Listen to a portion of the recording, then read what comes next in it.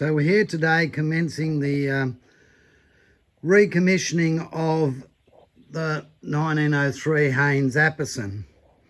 And I use the word recommissioning because it's not restoring and it's trying to preserve as much originality as possible, but it's ensuring that everything is in tip-top shape and the car is roadworthy, bearing in mind it is just under 120 years old.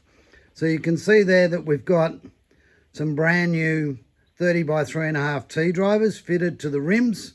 So we've taken the rims off and cleaned up, made sure all the insides of the rims are nice and clean, put a coat of cold gal on there just to make sure that they stay that way for the future. New tyres, new tubes, new rust bands. And then we're looking at the front end. And if I come down here, one of the things I love about playing with really old cars is understanding the way different engineers in the day did things. Now here we have the front end. We can see that this has got tapered roller bearings front and back. They're quite different to modern tapered roller bearings in the fact that there is a gap. So you have two rollers, then you get a gap, two rollers with a pin in between and a gap, then a gap, two rollers and a pin. So they're very early style tapered rollers.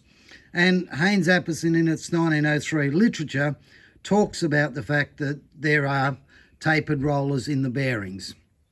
Now this is what, for want of a better term, the kingpin, and there is one at the front and one at the bottom. And I'll put a photo up, but these are actually tapered bolts. Coarse thread, tapered bolts, and this is a tapered seating. You can see the hole there, it's actually designed to be oiled. So to take any slop out of the front end, you unnip this 7/8 lock nut, tighten this down, or do the same on the bottom end. And when you've got it where you want it, these little keepers come around and sit like so. So you have to get the hex of the nut square so it will sit like that.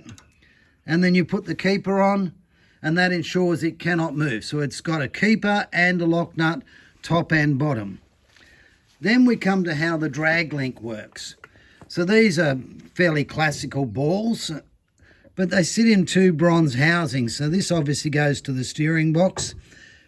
This connects both wheels so they stay together. And again, they're designed to be oiled. This is the top, sits on there and you can see the oil holes. All right, we're going to grease it up with some high temp grease.